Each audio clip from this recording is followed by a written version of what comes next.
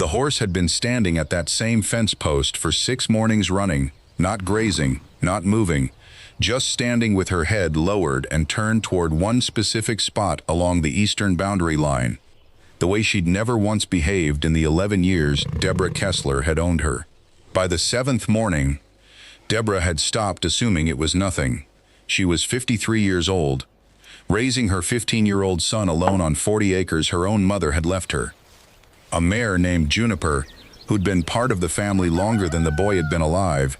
and a mounting stack of unpaid property tax notices that had started arriving with a frequency that made the mailbox feel less like a source of news and more like a countdown. Deborah had walked out to that pasture that 7th morning mostly out of exhaustion with her own worry, expecting to find nothing more than an old horse, being strange the way old horses sometimes were. What she found instead was Juniper standing exactly where she'd stood every morning that week, ears pinned forward, staring down at the same fence post with an intensity that made the hair on Deborah's arms rise before she understood why. She knelt down at the base of that post and pushed her fingers into the dirt, more out of curiosity than expectation, and felt something solid a few inches beneath the surface, something with edges too regular to be a rock. It took her 20 minutes with a garden trowel to work loose what turned out to be a rusted metal box, sealed shut, heavier than its size suggested it should be. If you believe some things buried in the ground don't stay hidden forever, especially when something alive refuses to let them, stick around. This one's worth the whole story. Tell us in the comments where you're watching from tonight. We always want to know how far these stories travel. Deborah had inherited the property 8 years earlier from her mother, Ruth, who'd run a small horse boarding operation on it for nearly 3 decades before arthritis and age finally forced her to stop. Deborah herself had grown up on that land, had learned to ride in that same eastern pasture, and had moved back with her son Caleb after her marriage ended, needing somewhere to land that didn't cost more than she could manage on a part-time bookkeeping salary that barely covered the basics, let alone the property taxes that had been quietly climbing every year on land that had become, without anyone quite planning it, increasingly valuable as the nearby town expanded outward. The divorce itself had been the kind that left less wreckage than most, at least on paper, but had still cost Deborah the small savings account she and her ex-husband had spent a decade building, most of it going toward legal fees, and the 6 months it took her to find steady work again, after years spent mostly out of the workforce raising Caleb.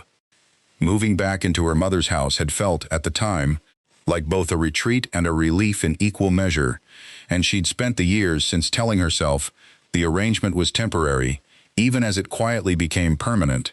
the property taxes climbing a little further every year while her income stayed largely flat, a gap that had, by the year this story begins, become genuinely frightening to think about too closely. Juniper had actually belonged to Ruth originally, one of the last boarding horses Ruth had kept for herself rather than returning to an owner. A mare with an unusual history Ruth had mentioned only occasionally and never in full. Something about the horse coming from a family that had left the county decades ago under circumstances Ruth always changed the subject away from whenever Deborah asked directly. Ruth had died 4 years before this story's central events, taking whatever she knew about Juniper's full history with her, and Deborah had never thought much more about it, the mare simply being Juniper, a part of the land the way the barn and the old oak trees were. The box itself, once Deborah finally worked the rusted latch open at her kitchen table that afternoon, contained something she hadn't remotely expected. Wrapped in oilcloth that had somehow kept most of the moisture out despite decades underground, there were several dozen silver coins, a small bundle of yellowed documents, and a photograph of a young woman standing beside a horse that even faded and creased. Deborah recognized immediately by the distinctive blaze marking down its face. It was unmistakably an earlier version of Juniper, or an animal so similar it had to be a direct ancestor, standing in front of a barn that, judging by the angle, appeared to be the same structure still standing on Deborah's property today. There was one person in the county who might actually help her understand what she'd found, and that was a local historian and archivist named Dr. Peter Okafor, who ran the County Historical Society out of a small storefront downtown and had spent years documenting the area's ranching families for a project nobody had ever fully funded. Deborah drove into town the next morning with the box and the photograph, and Peter, once he understood what he was looking at, went quiet in a way that told Deborah this wasn't nothing before he'd even said a word. He explained, once he'd examined the documents carefully, that the property Deborah had inherited had originally belonged to a family named Voss, ranchers who'd worked that land in the years before the Depression and who had, according to county records Peter had encountered in his research, lost the property abruptly in circumstances the historical record left frustratingly vague, something involving a disputed debt and a rushed sale that several old newspaper clippings suggested the family had always maintained was fraudulent, though nothing had ever been formally proven. The coins, Peter explained after consulting a numismatist colleague, were a modest but genuine cache of pre-Depression silver currency, not a fortune by any means but worth considerably more than face value to collectors given their condition and rarity. The documents, though, were what actually mattered most: a handwritten ledger detailing cattle counts and land improvements that appeared to have been deliberately hidden rather than simply misplaced, along with a letter, water-damaged but partially legible, addressed to whoever might eventually find it, describing the Voss family's belief that the debt used to force the property's sale had been manufactured by the buyer, a man whose name matched, Peter realized with growing excitement, the same family that had subsequently sold portions of the surrounding land decades later, land that now made up a significant chunk of the town's expanding commercial district. What none of this told Deborah, at least not immediately, was why Juniper had led her to it. Peter, cautious about overclaiming anything, suggested the most likely explanation was simpler than it seemed mystical: that horses raised in one location across generations sometimes developed unusual attachments to specific landmarks, passed down through whatever combination of instinct and learned behavior actually explained equine memory, and that if Juniper's bloodline genuinely traced back to the original Voss family horse in the photograph,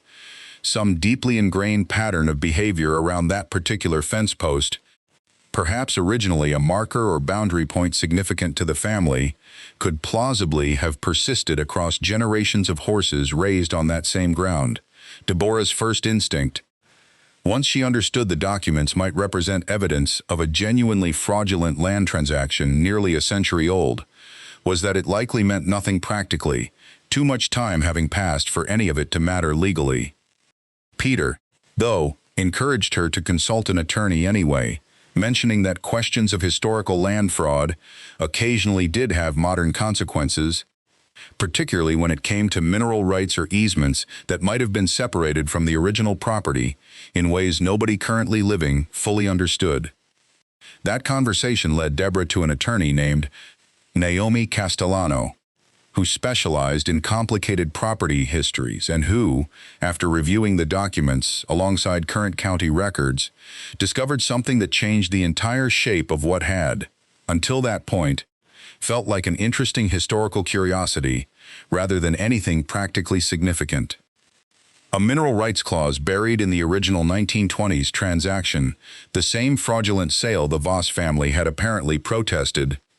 had never actually been properly transferred through several subsequent ownership changes over the following decades. A clerical oversight that meant the mineral rights beneath a substantial portion of what was now valuable commercial land technically still belonged to whoever held clear title to the original Voss parcel, a title that ran, however improbably, directly through Deborah's own inherited property. Naomi, when she first laid this out for Deborah across her cluttered office desk, was careful to temper her own evident excitement with the practical realities of a case this old and this complicated. She'd seen historical property claims before, she explained, and most of them collapsed under the weight of exactly the kind of gaps and ambiguities that 100 years of changing hands almost guaranteed. What made this one different, she said, tapping the Voss family's hidden ledger, was that Deborah wasn't just claiming an oversight existed. She had the original family's own contemporaneous documentation of the dispute, written and hidden before anyone involved knew how the story would eventually end, which gave the whole claim a credibility that purely retrospective legal arguments almost never carried. This is the part of the story that took months to fully untangle, requiring Naomi to trace an unbroken chain of property records back nearly 100 years, cross-referencing county archives, old newspaper announcements, and probate records from 3 separate estates to establish that the mineral rights had genuinely never been legally severed the way the current developers assumed. It wasn't. Naomi told Deborah plainly early in the process, a guaranteed case, and it would likely take considerable time and legal expense to formally establish before it meant anything financially. But it was, she said, a real claim, stronger than most of the historical curiosities that occasionally crossed her desk, precisely because the Voss family's own hidden ledger had documented their side of the dispute in enough detail to support the paper trail Naomi needed. Deborah spent the following 18 months in a slow, uncertain legal process that tested her patience in ways she hadn't expected, working her bookkeeping job by day and reviewing documents with Naomi by evening, raising Caleb through his sophomore year of high school, while an outcome that could genuinely change their financial situation remained entirely uncertain. There were setbacks along the way. A preliminary title company review that initially disputed Naomi's chain of ownership before a more thorough records search resolved the discrepancy in Deborah's favor, and a tense period when the current commercial developers, once they learned of the claim, pushed back hard through their own legal team, before ultimately recognizing the historical documentation was too solid to successfully contest. More than once during those 18 months, Deborah found herself doubting whether any of it was worth the emotional toll, particularly during a stretch in the process's 9th month, when the developer's attorneys suggested, not quite as a threat but close to one, that pursuing the claim further might invite scrutiny into her own title that could complicate her ownership of the property itself. A suggestion Naomi dismissed as legally baseless, but that nonetheless kept Deborah awake more nights than she wanted to admit. She kept going largely because Peter's research into the Voss family kept turning up small, human details that made the historical injustice feel less abstract with each passing month. A surviving grandchild of the original family located through genealogical records who, when Peter finally reached her by phone, wept audibly upon learning that her grandmother's account of the fraudulent sale,